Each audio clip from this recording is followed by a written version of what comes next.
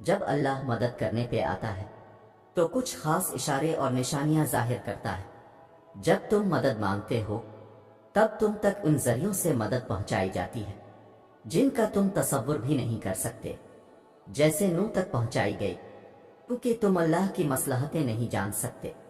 اور دعائیں تو ناممکن کے لیے ہی ہوتی ہیں، اور جو نوح کا خدا ہے وہ تمہارا بھی تو خدا ہے۔ تم نہیں جانتے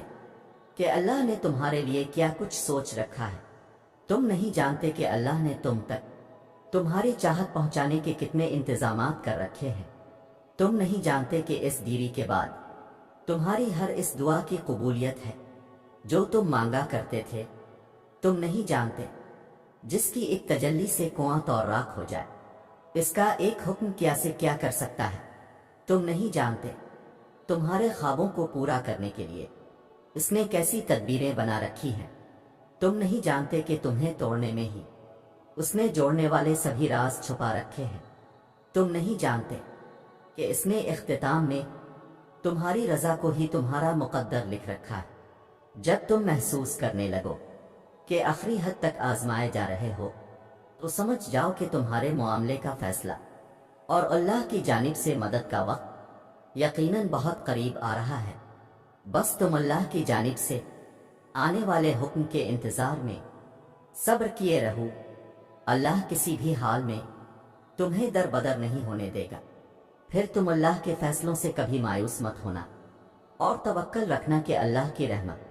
تمہارے دل میں پیدا ہونے والے ہر خوف سے بڑی ہے۔ آس کا ایک کن تمہارے ناممکن معاملات کو ممکن بننے کے لیے کافی ہے،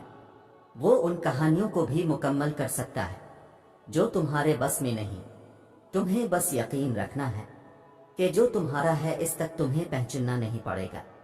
بلکہ وہ خود راستہ ڈھونڈ کر تم تک پہنچا دیا جائے گا۔ یہ دکھ تو بس تمہیں اللہ سے آشنا کرانے کے لیے آتے ہیں، اور اداسی تمہارا امتحان ہوتی ہے کہ کب تک انتظار کرتے ہو، پھر تمہیں وہ سب واپس دے دیا جاتا ہے جس کے بارے میں تم اللہ سے بات کیا کرتے تھے، جس کے لیے تم راتوں کو الفاٹے کر التجا کیا کرتے تھے، تو پھر کیوں پریشان ہو؟ تمہارا رب تو اتنا رحیم ہے، تم اس کی ایک صدا پہ لبیک کہہ دو تو وہ تمہاری تمام صداؤں پہ کن فرما دیتا ہے۔ تم اس سے بھلے لاکھ دفعہ ہی کیوں نہ منہ موڑ لو، مگر پلٹ کر جب بھی اس کو پکارو گے تو وہ تمہیں ہمیشہ اپنے پاس ملے گا۔ اس کی محبت تو ایسی ہے کہ وہ روٹھ کر بھی روٹھا ہوا نہیں لگتا، تو پھر ایسی محبت سے مایوسی کیسی؟ تو پھر جو چاہیے اسے اللہ سے ضرور مانگو، مگر اس کے پیچھے بھاگو مت۔ اگر دل کا سکون چاہتے ہو تو ان معاملات کو اللہ کے حوالے کرنا سیکھو جنہیں تم بدل نہیں سکتے، دست برادر ہونا سیکھو، چیزوں کو آزاد کرنا سیکھو،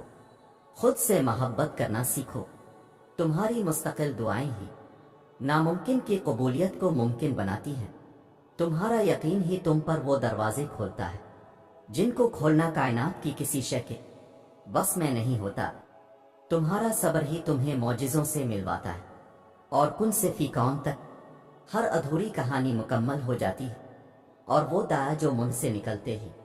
قبولیت کے مراحل میں داخل ہو جاتی ہے، وہ ٹوٹے ہوئے دل کی دعا ہے۔